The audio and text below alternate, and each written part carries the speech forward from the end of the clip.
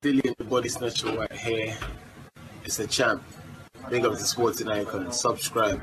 Otherwise, I might pay you guys a visit.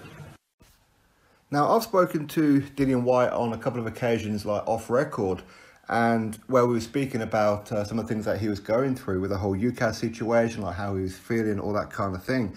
But now there's an article here, which I'll put in the description box for you guys, where he goes a little bit in detail about his anxiety and his depression that he was going through around that period, and the fact that he wasn't in the best condition when he took on Mauriuz Wach. Because a lot of people, they criticised Dillian Whyte because he wasn't in the best of conditions. And they kind of leave out the fact why he wasn't in the best of conditions. They just seem to think that he was lazy and didn't bother. Okay, but even though it was obvious to most logical people what it was. Anyway, Dillian Whyte goes into some detail here. This is what Dillian Whyte had to say. I had a bit of an unfortunate situation last year, so I was a bit depressed and down mentally. And I wasn't in no state to be fighting mentally and physically back then. There was crazy stuff going on that everyone knew about, and it was a big mistake in the end, and I got my name cleared. And I wasn't even training. I took the fight versus Mauriuz Wach on the AJ bill on 3 weeks notice. I just went in there, I knew I was fighting Mauriuz Wach, and I knew he was in shape. He had a fight a month or so before, whatever it was, but I was like, I don't need to be 100% to beat these guys. I've just got to dip my head in because I'm a fighter by nature. That's the first thing. I want to fight. I want to bring maximum violence regardless. So that is Dillian Whyte's statement. Now, what's pretty obvious, or what was pretty obvious for a lot of us, but maybe not obvious for some other people, like anti-Dillian Whyte people, if you like, they seem to point shade at Dillian Whyte because he wasn't in the best of conditions against Mauriuz Wach, and he didn't stop Mauriuz Wach. He didn't knock him out, even though Mauriuz Wach has never been knocked out before in his career. He got stopped because of an injury, but he's never been knocked out. He's never hit the canvas or anything like that. So the expectation for Dillian Whyte seems to be different to what it is for other people. Now, when Dillian, he entered that ring, yeah, he wasn't in the best of conditions. We could see it on the scales. We could see it on Fight Night in Saudi Arabia. But when you're going through all kinds of Lord knows what, when you've got, and you're seeing messages all the time on social media and people making videos chastising you, when you know that you've done nothing wrong and you feel like there's some conspirators behind you twisting the knife in, trying to make him look bad to benefit other people, okay? Now, he didn't know if he was going to get his license back. He didn't know if they were going to ban him. He didn't know anything. All he knew was that there was an adverse finding. He had to present evidence to say, listen, I've done nothing wrong here, and they cleared him to fight. At that point, it's pretty much cleared, okay? There's no issues, no problems.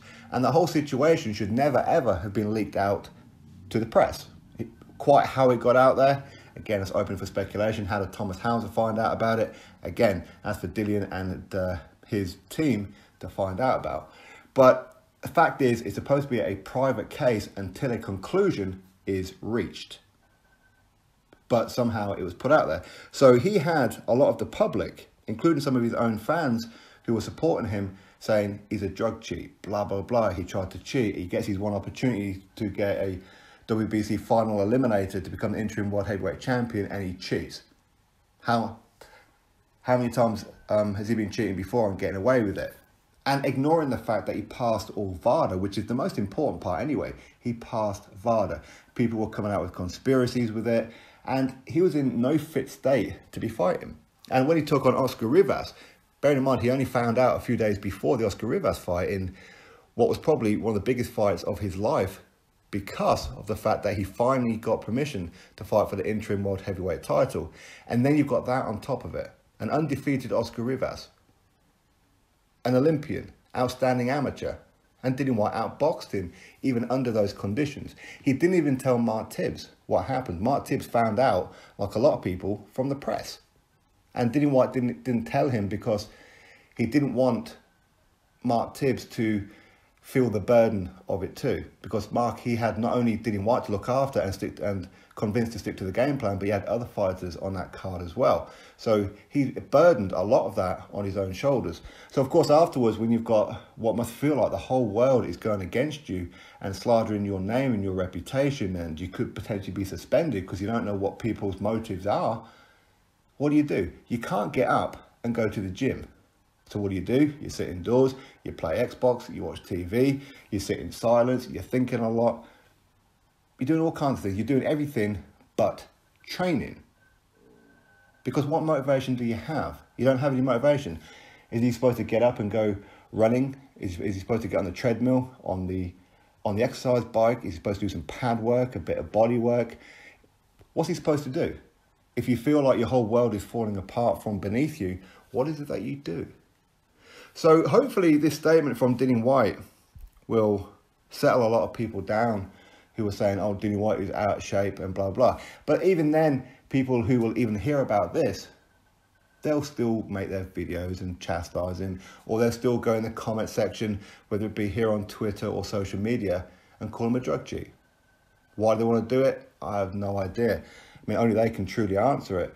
But the fact is that he'd done nothing wrong, and he felt like the whole world was against him. He really did. You know, I have no idea like how much he even left his house. I mean, I know Dean was like trying to speak with him, and Mark Tibbs was trying to speak with him, and other people trying to speak to him. But what is it that you can say?